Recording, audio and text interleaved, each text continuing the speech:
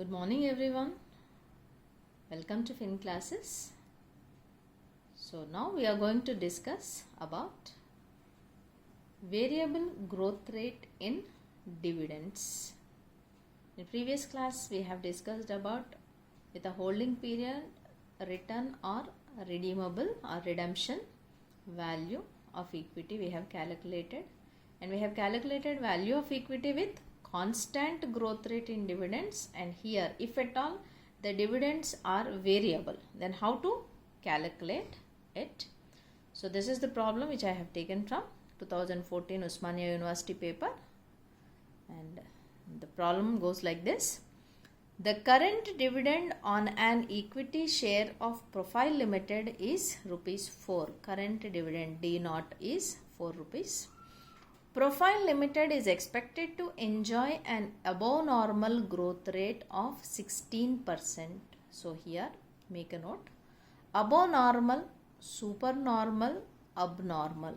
So all this indicates that earlier in particular years the company is giving you above normal returns, and after that it will come down and stabilize to a particular rate. So that is what you have to keep up in your mind. So above normal growth rate at the rate of 16% for how many years? 6 years. Thereafter the growth rate will fall and stabilize at 10%. So first 6 years 16% ఇచ్చిన తర్వాత 10%కి వచ్చేసి అది stabilise అయిపోయిందంట.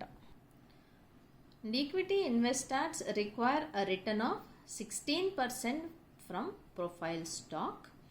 What price you would like to place on the stock of the profile limited. So ఇప్పుడు మీరు కొనాలి అనుకుంటే దాన్ని ఎంత ప్రైస్ పెట్టి కొంటారు అని చెప్పి అడిగాడు.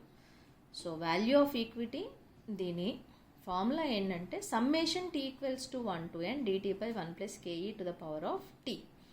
So dt by 1 plus ke to the power of t అంటే ఇది future stream of dividends. So మనకి 6 years ఇది super normal growth rate at the rate of 16% growth rate in dividends అని అన్నాడు కాబట్టి, so 6 years future stream of డివిడెండ్స్ది present value అది first, plus DN plus 1 ఆ 6th year దాటిన తర్వాత అది ఏమన్నాడు 10% వచ్చి స్టెబిలైజ్ అయిపోతుంది అన్నాడు. So there DN plus 1/ke minus G is future value of equity. అది స్టెబిలైజ్ అయిన తర్వాత దాని ఈక్విటీ వాల్యూ ఎంత అని చెప్పి, అయితే అది ఫ్యూచర్ వాల్యూ కాబట్టి దాన్ని ప్రజెంట్ వాల్యూకి తీసుకురావడానికి దాన్ని ఏం చేస్తున్నాం, we're multiplying it with 1 plus ke to the power of n. అంటే ఏం లేదు, pvif ఇంటూ ke, n దాంతో మల్టిప్లై చేయడం.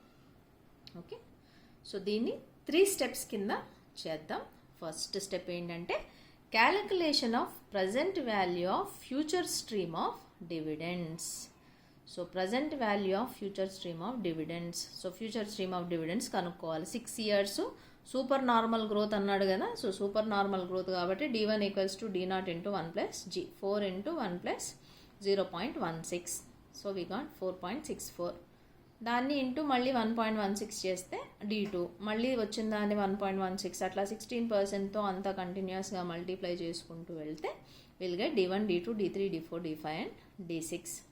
సో వాటిని PVIF at the rate of required rate of return 16% అన్నాడు కాబట్టి 16%తోని డిస్కౌంట్ బ్యాక్ చేయాలి.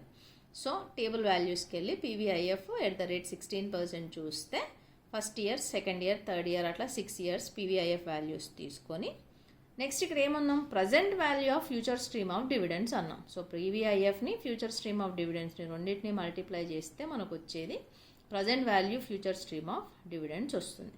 అవన్నీ వేసుకొని వాటిని యాడ్ చేస్తే వాటి వాల్యూ ఎంత వచ్చింది, 23 రూపీస్ 9936 పైసా, అంటే 23 రూపీస్ 99 పైస్ చేంజ్ వచ్చింది. So that will be our present value of future stream of dividends. That is nothing but summation T equals to 1 to n dt by 1 plus ke to the power of t value అనమాట. అది అయిపోయింది. So next second step VE6.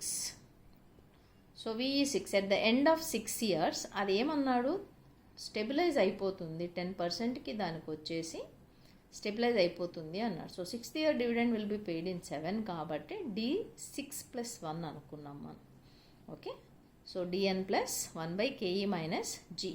ఇక్కడ తీసుకునే growth rate okay d6 into 1 plus g ఏదైతే d7 ఉంటుందో ఆ g అనేది normal growth rate, అంటే స్టెబిలైజ్ అయిన తర్వాత గ్రోత్ రేట్ని కన్సిడర్ చేయాలి. It's not 16%, so we should consider 10%. ఇది ఒక చిన్న గుర్తుపెట్టుకోవాల్సిన అంశము.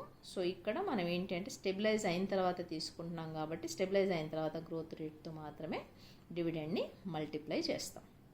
సో 6th ఇయర్ డివిడెండ్ మనకి ఎంత వచ్చింది? 9 రూపీస్ 7456 వచ్చింది, 7456 పైస్ వచ్చింది.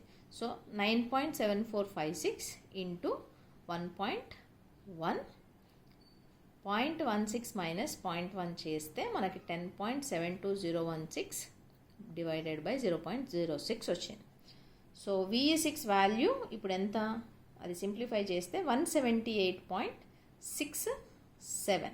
అంటే ఇక్కడ పైన ఫార్ములాలో dn plus 1/ke minus g అనమాట మనం చేసింది. dn plus 1/ke minus g, that is VE6, that is 178.67. So దాన్ని మళ్ళీ ప్రజెంట్ వాల్యూతోనే మనం మల్టిప్లై చేసుకోవాలనుకున్నాం కాబట్టి I'm multiplying it with present value, that is 0.410.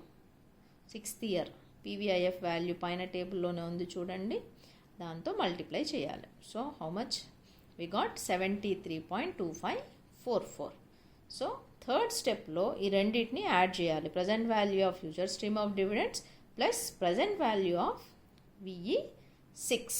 So రెండింటిని యాడ్ చేస్తే I got value of equity as 97 rupees 24 paisa 25 paise. So this is how we have to calculate the value of equity when dividends are showing variable growth rate.